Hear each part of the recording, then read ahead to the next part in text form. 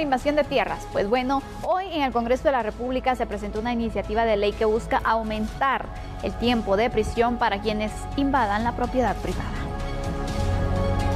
La iniciativa presentada por el diputado Fernando Linares busca reformar el Código Penal y la Ley contra el Crimen Organizado. La usurpación, la alteración de linderos y perturbación de la propiedad privada será castigada con 6 a 8 años de prisión. Y si es usurpación agravada, las penas serán de 8 a 10 años. Pero lo más innovador de esta iniciativa es que se integre el artículo de la usurpación y todos los conexos a la ley contra la delincuencia organizada, para que esté junto con asesinato, violación agravada y otros delitos gravísimos, y otros que deberían estar como el hurto y el robo de fluidos, para que existan mecanismos criminológicos que le permitan a las autoridades perseguir a los responsables, como escuchas telefónicas, agentes encubiertos, testigos protegidos. Durante la presentación de la iniciativa, algunos propietarios afectados por los invasores dieron a conocer sus casos. No debe ser posible que uno tenga que probar su propiedad ante estos invasores.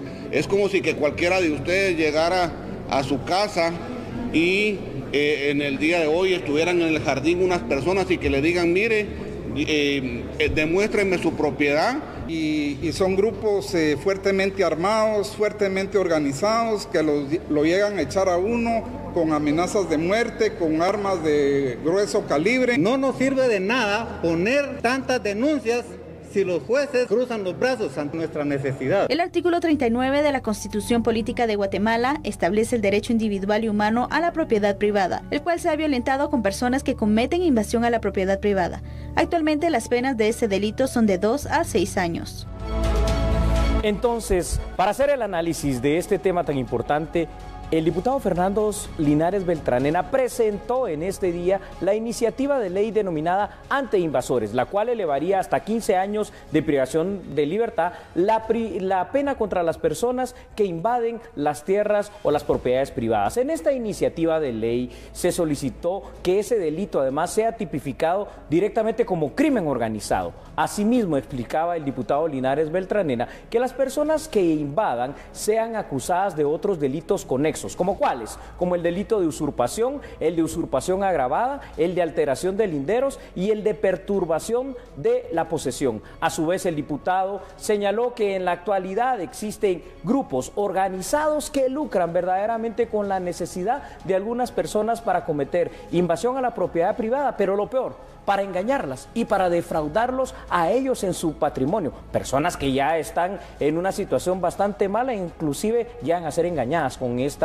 cuestión que es delictiva. Entonces, probablemente, ¿verdad, Sandy? O no, sí, probablemente es delictiva. Así es, Julio, y definitivamente para analizar este tema de la invasión de tierra, de propiedad privada, tenemos que dividirlo, para mi punto de vista, en dos puntos. Muy bien. Primero, las personas que invaden estos terrenos con fines de lucrar para venderlos a otras personas. Correcto. Y el otro lado es de las personas que compran estos terrenos y que al final se dan cuenta que lo que adquirieron en realidad no es de ellos, porque no tienen entonces el respaldo legal que se merece y que al final fueron estafados. ¿Cómo haces tú para diferenciar entonces quién ha sido engañado y quién en realidad sabía lo que estaba haciendo? Es correcto. Estas personas que son las que engañan, ¿verdad? Las que se dedican a decir, bueno, invadamos esto, digámosle a estas personas tal mentira que nosotros se los vamos a vender y que somos los dueños, serán los que van a ser, si esta iniciativa de ley tiene éxito, acusados del delito precisamente de usurpación. ¿Qué es la usurpación? Que venga yo y tome algo que no me compete, que no es mío, y me lo quede de manera ilegal. Pero además la usurpación agravada se va a tipificar precisamente cuando las personas, en la mayoría de ellas en su buena fe, digan, ¿sabe qué? Yo quiero comprar, y entonces se hace ese documento que va a ser falso, ¿no? Y ahí es donde ellos van a quedar con la posesión. Recordemos que aquí estamos hablando de esto es puro derecho civil, y el derecho civil dice que los derechos reales, el primero y mejor de todos es el derecho a la propiedad, pero dentro de la propiedad hay otros derechos reales como, por ejemplo, el uso o la tenencia. En este caso, lo que están vendiendo es la falsa ilusión de que van a tener la propiedad, pero solo van a tener el uso, sin llegar a ser jamás propietarios. Y esto es lo que se quiere tipificar como delincuencia organizada. Pero al final entonces, por ejemplo, si se aprueba esta iniciativa, Julio, y Normalmente cuando ocurre ese tema de las invasiones, sí, a quien se encuentra es a la persona que está viviendo allí, porque en muchos casos les vendieron el terreno. Rara vez se logra ubicar a la persona que les vendió. Es decir, al final quien pagaría las consecuencias serían esas personas que, aparte de todo, fueron engañadas y ahora se van a ir a prisión. Y esa es una observación por demás importante la que estás haciendo, Sandy, porque entonces pareciera hasta cierto punto no del todo justo esa cuestión, a menos que la persona que está comprando sepa que lo que está comprando pues lo está haciendo en un terreno invadido, que a veces no necesariamente es así. Pero hay más información sobre esto que queremos, para profundizar más en el análisis, compartir con usted en casita. También el mismo diputado Fernando Linares Beltranena aseguró que la propiedad privada no solo es un derecho individual, sino que es un derecho humano, y esto es muy cierto, que está garantizado en el artículo 39 constitucional. A continuación vamos a mostrarles acá en A la Medida las penas que están propuestas en cuanto a este tipo de delitos. Para el delito de usurpación simple va a ser de 6 a 8 años. El delito de usurpación agravada, es decir, para los que venden, ¿verdad?, de 8 a 10 años.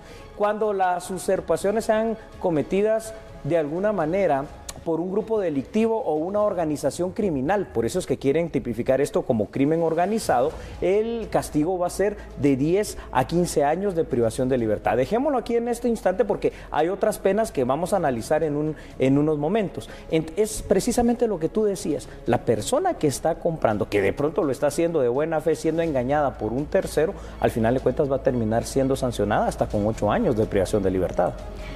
Es que la verdad es de que este tema requiere mucha investigación, Julio, para poder lograr detener a las cabecillas, porque lamentablemente cuando ocurre esto se dan los desalojos, las personas se quedaron sin su dinero, sin su vivienda y sin un lugar donde poder habitar. Entonces al final los más afectados son las personas que en muchos casos son engañados. Tú lo has dicho, ellas van a ser las personas más afectadas, pero si me permites, todavía hay otra tabla que hemos preparado donde se están visualizando la siguiente parte de los delitos que también van a ser creados. En esta iniciativa de ley llamada Antiinvasores de Tierra, también se va a sancionar la alteración de linderos, que se haga sin violencia, es decir, cuando simple y sencillamente corres el límite de tu propiedad, a una pena conmutable que llegaría hasta 5 años. Ahora, la alteración de linderos violenta, es decir, con amenazas verbales, físicas o de cualquier tipo, llegarán hasta los 8 años de privación de libertad, mientras que la alteración de linderos cometida por un grupo delictivo organizado, es decir, con los que engañan a la gente y venden precisamente lo que no les corresponde, tendrá un castigo que va entre 8 y 10 años. La perturbación de la posesión de 3 a 5 años, y ahí ojo, porque ahí se puede abrir la salida para las personas que compran, pero siempre va a ser sancionado, que eso es lo dramático. Y finalmente, ¿verdad, Sandy?, para que conozcamos lo completo de la iniciativa de ley, la perturbación a la posesión cometida por un grupo delictivo organizado, es decir, por aquellas malas personas que se dedican a engañar, con una sanción de entre 5 y 8 años de privación de libertad. Son penas fuertes que me parecen bien para la parte de los que engañan, pero coincido contigo, me parece no del todo adecuada para aquel que lo está comprando en buena fe y que no necesariamente sabe quién es el verdadero dueño. Por supuesto, entonces esperamos que de aprobarse esta iniciativa de ley se pueda de cierta forma reforzar la investigación para poder de esta manera también detener a los cabecillas, a toda la estructura, porque recordemos algo, que una estructura siga operando, esté libre, eso representa que otras personas sean engañadas y que otras personas también sean pues afectadas con el tema de la invasión a sus propiedades. Eso es correcto. Es un punto muy importante que deben considerar y tienen que ir de la mano, por supuesto, con el Ministerio Público, en este caso la Policía Nacional Civil, que también hace su trabajo. Quedémonos entonces con una conclusión. La propiedad privada es un derecho garantizado por nuestra Constitución. Hay que vigilarlo, hay que contemplarlo y hay que garantizarlo, pero tampoco creo que no es lo adecuado el sancionar y castigar a personas que en su buena fe a veces pueden ser engañadas. Vamos a pasar a otros temas, pero antes vamos a hacer algo, Sandy. Así es, vamos a ir a una pausa, regresamos enseguida. Somos A la Medida.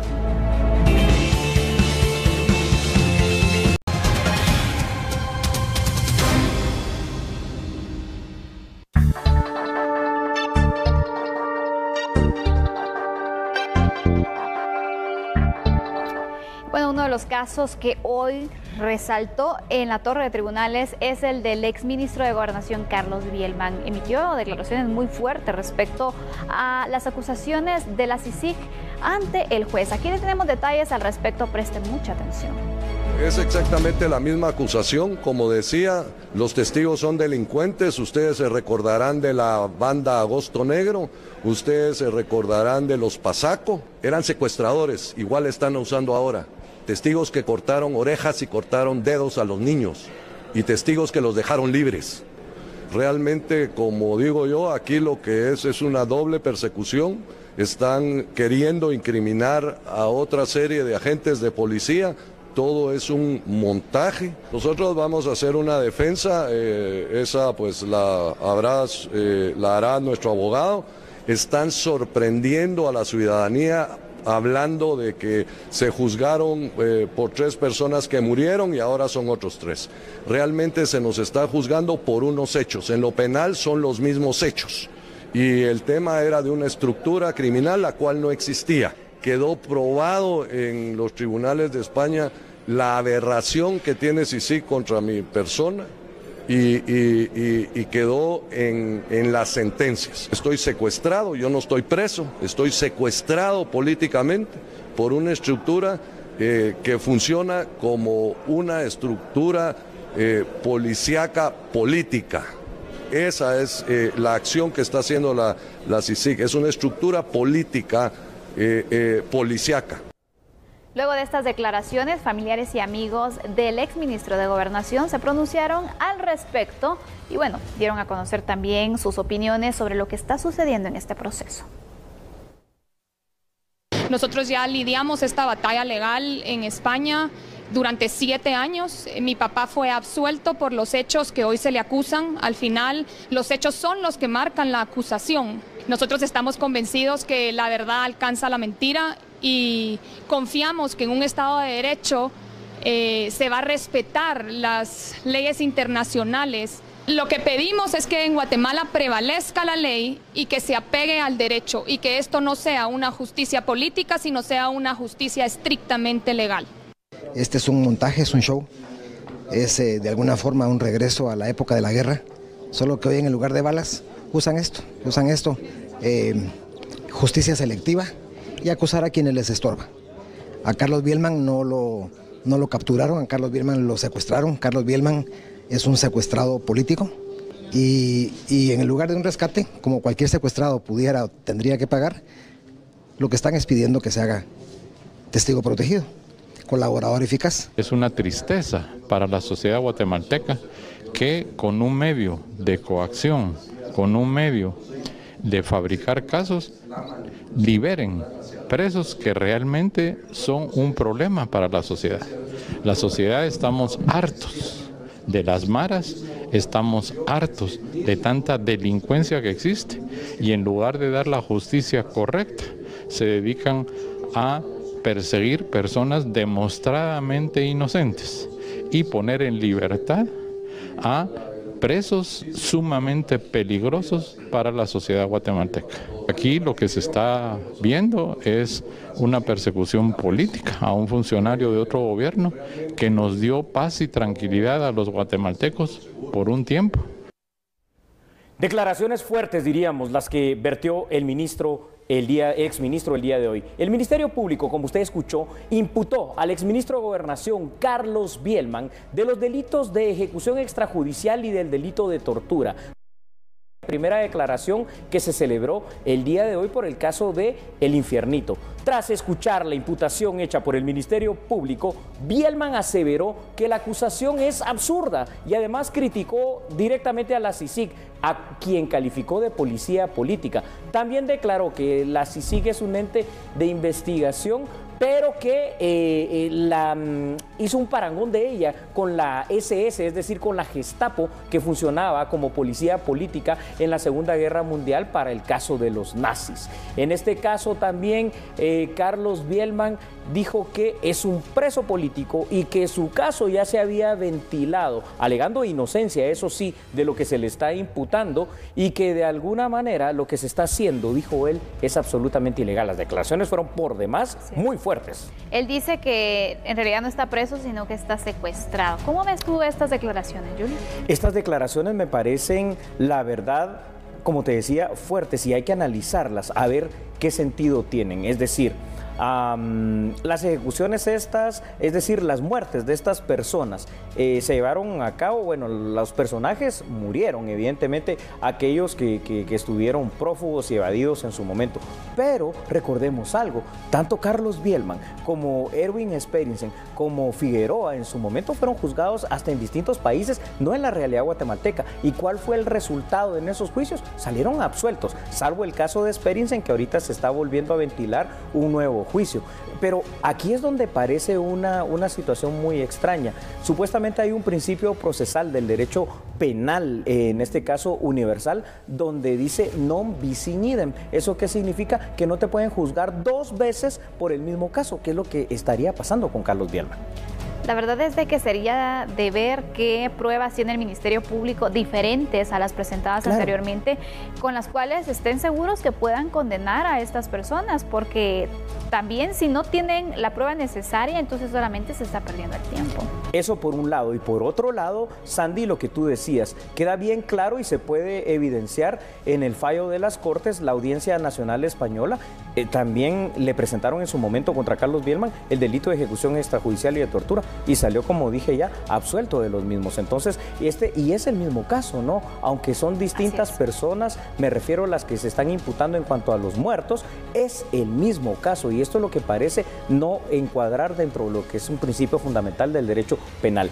Hay otra información para el análisis de este caso en cuanto a lo que dijo Bielman hoy muy fuertemente. Bielman también cuestionó que el Ministerio Público utiliza como testimonio, que sería la principal prueba de cargo en este caso, a convictos, es decir, a sentenciados. ¿Qué tipo de sentenciados? Secuestradores, personas también que fueron sentenciadas por asesinato y que a través de ellos están sustentando la acusación en contra de 6 imputados. Ahora dijo Carlos Bielman, tienen delincuentes, integrantes literalmente de bandas como Agosto Negro y como los Pasaco, que serían los testigos que él dice no son idóneos, obviamente. Entonces, estos delincuentes, dijo también Carlos Bielman durante su gestión como ministro de Gobernación, lo que hizo fue controlarlos a través de situaciones duras, como él mencionó, pero también aclaró algo, con la ley en la mano, es decir, sin incumplir ninguna norma. Entonces, ojo con esto, porque recordemos, tanto Agosto Negro como los Pasaco tenían una costumbre que era perversa.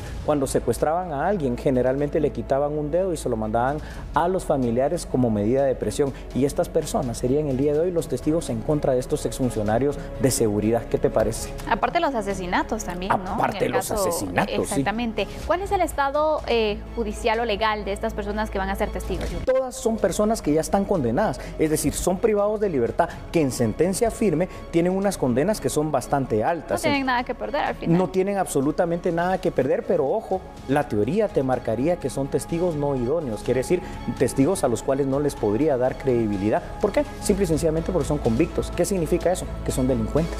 Exactamente, y aparte estas estructuras que obviamente cuando el exministro de Gobernación estaba al frente, es decir, Carlos Bielman, también, como él dijo, tomé medidas drásticas, pero con la ley en la mano. Entonces, aquí puede existir una venganza al final. Bueno, como me lo hiciste, ahora me las pagas.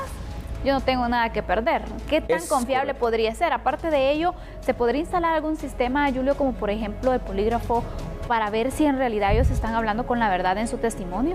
Todo este tipo de pruebas pueden ser utilizadas siempre y cuando el juez que lleva la causa, el juez contralor, así lo acepte. Sin embargo, vamos a ir concluyendo en este tema y yo me quedo con algo que sí realmente es dramático. ¿Será que esta es finalmente el destino de todas aquellas personas que en algún determinado momento toman las riendas de las instituciones de seguridad en este país? Porque entonces pareciera ser que el premio por hacer tu trabajo termina después siendo una acusación y la cárcel. Yo no sé, pero así está la situación. Esperemos entonces qué pruebas tiene el Ministerio Público. Ojalá que tenga otras aparte de estos testigos. No solo testimoniales. Yo no sé si ustedes le creerían entonces a una persona como esta, pero bueno, habrá que ver cuáles son las pruebas que se presentan y qué dice el juez a cargo del caso. En otras noticias, el presidente de la República, Jimmy Morales, y su gabinete de gobierno tuvieron una reunión con el senador de los Estados Unidos, Mike Lee, quien representa al estado de Utah.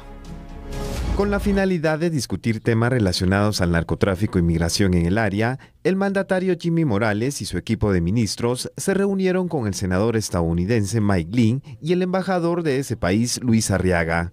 La reunión se realizó por espacio de 1 hora en el despacho presidencial en el Palacio Nacional de la Cultura. La agradable noticia de la visita del senador Lee a Guatemala y por supuesto hemos estado platicando sobre los temas de interés que hemos tenido en algunas otras ocasiones, como la lucha contra el narcotráfico, el tema migratorio, que ha sido uno de los temas que nos ha concentrado mucho la atención o llamado mucho la atención durante los últimos días, los esfuerzos en los temas de transparencia que hemos avanzado en Guatemala, y por supuesto las relaciones que tenemos con Estados Unidos a nivel diplomático, económico y la necesidad de ir fortaleciendo nuestra relación.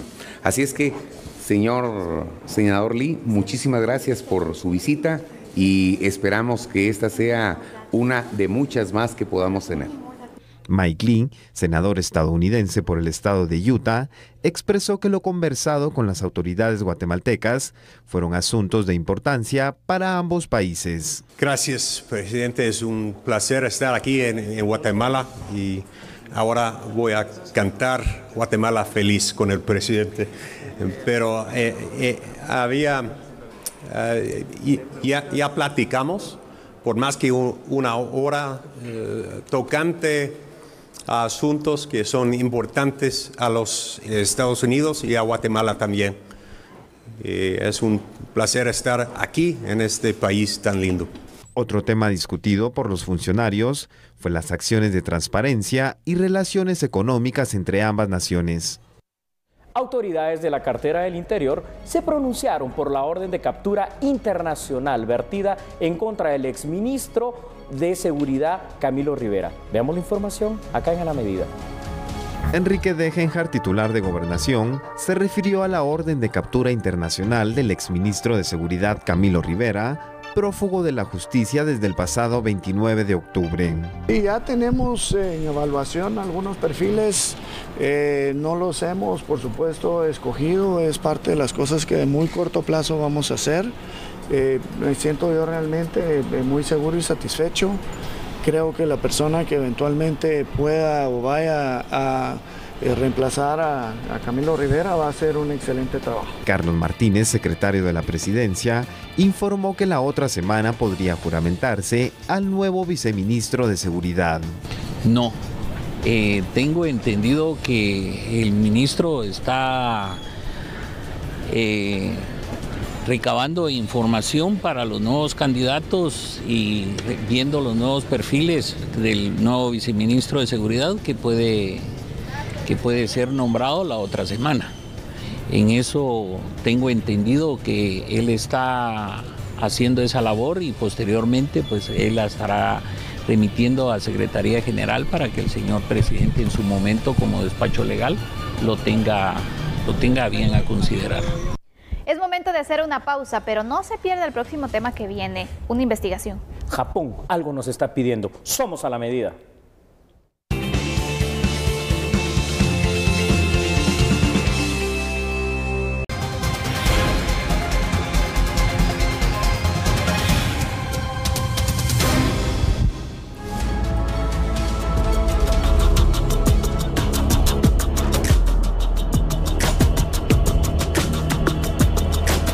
Gracias por continuar con nosotros. Hoy las autoridades japonesas anunciaron que están recabando información sobre el asesinato de una misionera en Petén y que confían en el actuar del Ministerio Público y la Policía Nacional Civil.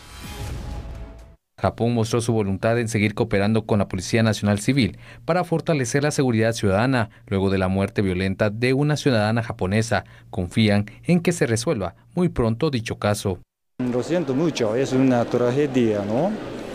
Bueno, ahora estamos esperando el resultado de investigación del Ministerio Público y Policía Nacional Civil. ¿Se coordinarán apoyos de su país hacia Guatemala para esclarecer este caso? Bueno, no concretamente en este caso, sino nosotros trabajamos con Policía Nacional Civil para introducir en la policía una filosofía de policía comunitaria para mejorar la seguridad en Guatemala. Ante la posibilidad que investigadores japoneses vinieran al país para apoyar la investigación, el diplomático asiático indicó que por el momento se descarta, por lo que pone su confianza en el sistema de seguridad y justicia nacional.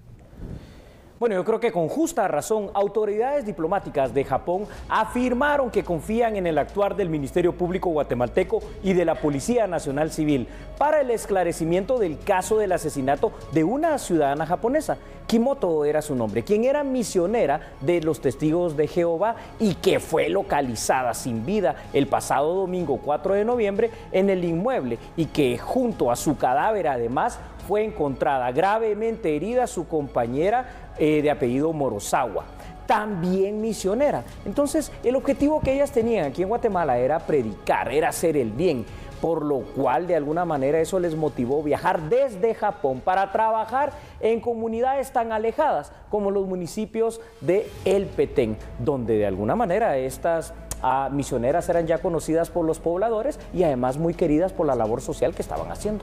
La verdad es de que este crimen pues deja muchas dudas, ¿no? Total. Bien, porque anteriormente ellas habían denunciado, una de ellas, que habían intentado ultrajarlas. La denuncia estaba interpuesta, pero lo que no entiendo es qué pasó con la investigación. Esa es la pregunta de preguntas, porque sabes, para profundizar en esto, quien interpuso la denuncia en su momento hace ya varios meses de que estaba siendo hostigada y acosada, digamos, de una manera amenazante, era precisamente la ciudadana japonesa que falleció. Entonces ahora queda la cuestión, ¿y qué hicieron las autoridades para esto? Pero hay más información porque este tema es súper interesante, pero además nos pone como nación muy mal ante la vista de la comunidad mundial. Se investiga ahora sí la muerte de la misionera japonesa y por ello los peritos del INASIF, estos datos son muy relevantes, resaltaron que a criterio de ellos el arma homicida, imagínese usted, fue una piedra, pues las heridas en el cuerpo de la fallecida son heridas perforantes provocadas con un objeto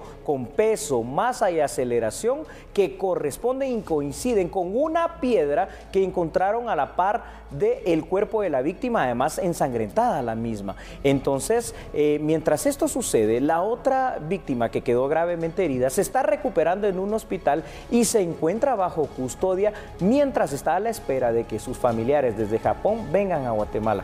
Esto es una situación atroz, no le puede pasar a un guatemalteco o guatemalteca, menos le puede pasar a un extranjero que encima de todo viene a hacer obras de bien.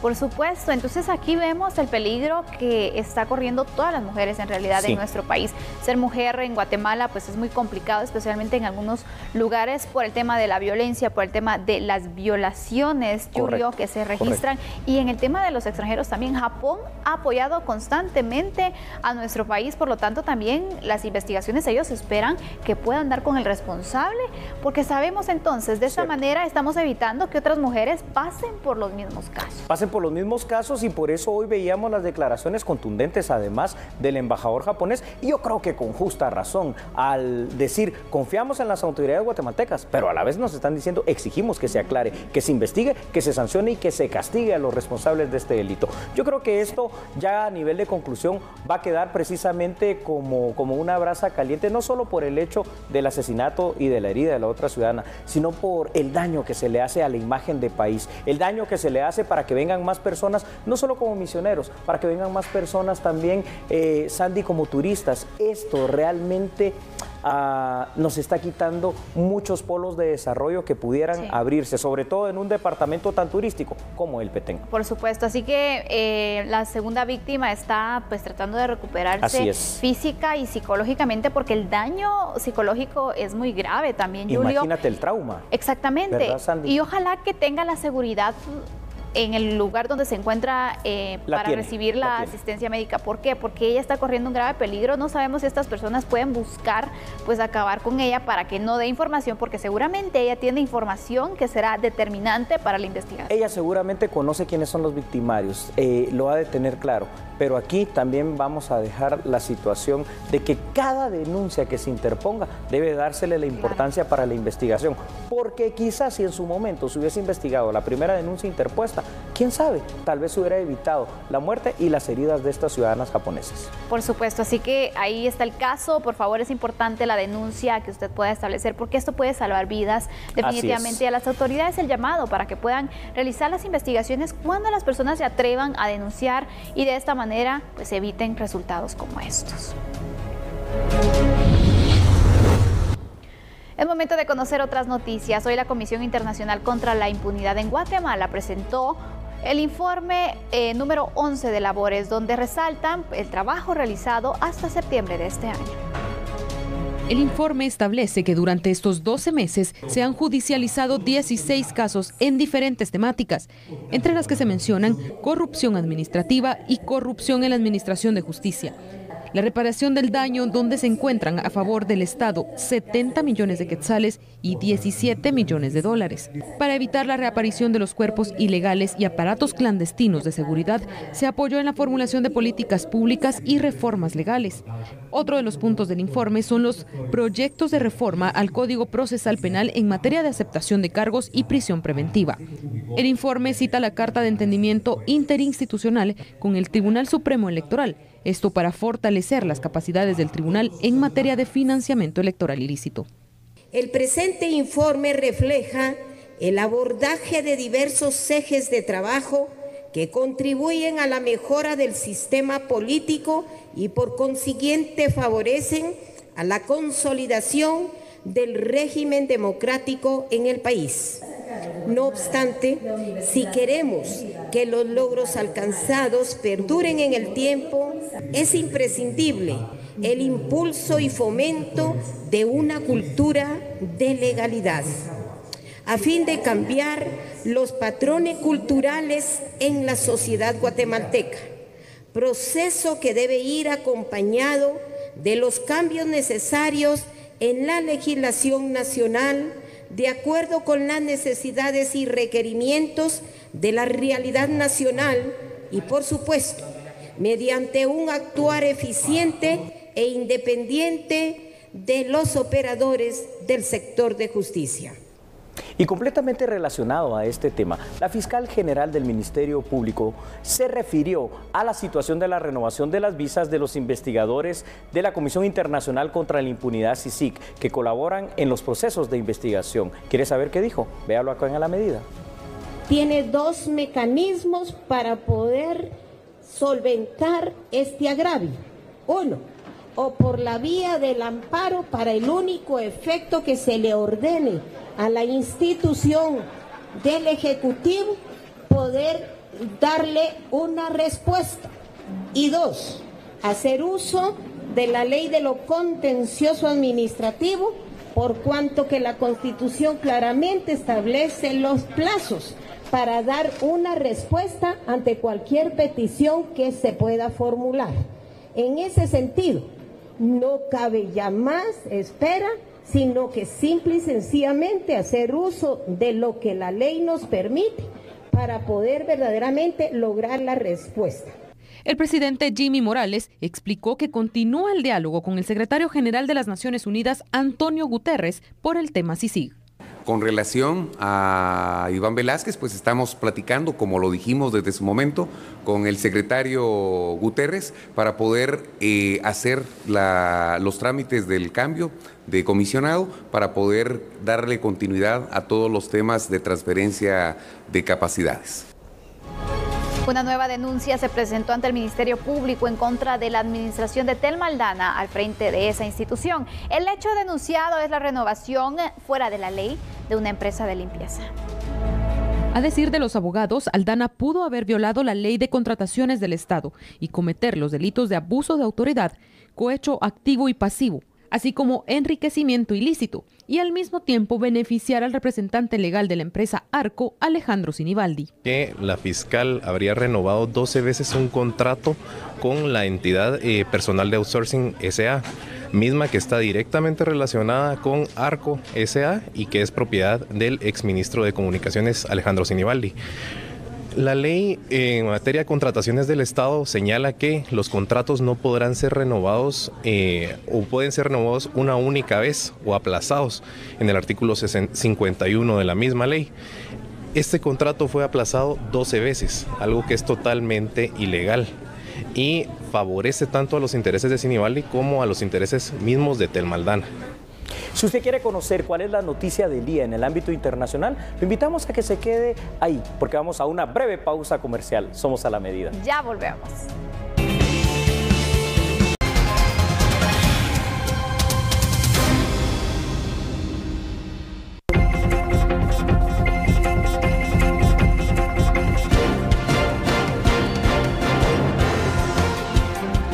De conocer las noticias internacionales. La primera caravana de centroamericanos está próximos a cruzar la frontera entre México y Estados Unidos. Se encuentran específicamente en el puente denominado como Santa Fe del Norte. Conozca detalles porque han pensado incluso en solicitar asilo político.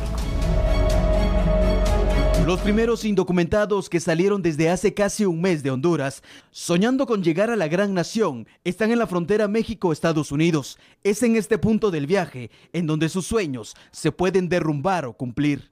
Están a escasos metros de cumplir su travesía. El cansancio ya les está pasando factura. Han tenido que dormir en la calle muchas noches. Han aguantado hambre y sobre todo frío.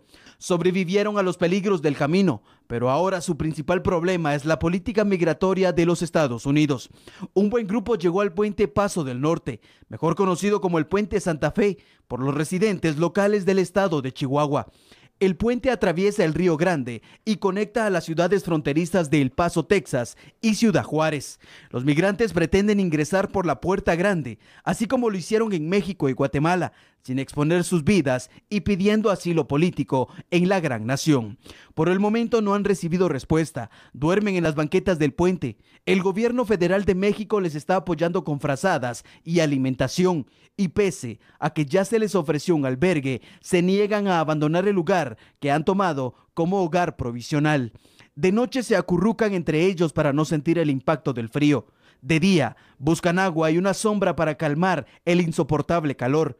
En los alrededores es evidente el despliegue de militares que acompañan a los agentes fronterizos de los Estados Unidos. Ellos solo tienen una tarea y deberán cumplirla al pie de la letra: evitar que los migrantes ingresen de manera ilegal al suelo americano. El trabajo de los indocumentados es llegar al otro lado sin importar el precio. Por el momento la situación está controlada, pero con la llegada de más soñadores al puente, la situación podría empeorar y los migrantes quizá intentarían entrar por la fuerza. Y en otro orden informativo, el diputado y a la vez secretario de la Junta Directiva del organismo legislativo, Estuardo Galdames, dio a conocer sobre una iniciativa de ley que está próxima a presentar. Desde hace algunos días, el diputado Estuardo Galdames ha anunciado por medio de las redes sociales la presentación de una iniciativa de ley, la cual no será revelada hasta juntar 105 firmas. Al momento, contabiliza 65. El congresista explicó de qué podría tratar. Nosotros vamos a favor de contrarrestar todas esas banderas que han justificado estos movimientos que no han sido lo mejor para Guatemala, pero lo vamos a hacer con hechos y con acciones reales y concretas. Así es que a todos esos que invaden fincas, a todos esos que violan niños, que violan niñas, a todos esos que roban, que matan, que asesinan a sangre fría, a ancianos, a niñas, les digo, yo creo que va siendo el momento de que vayan buscando una actividad más decente, porque no se los vamos a seguir permitiendo.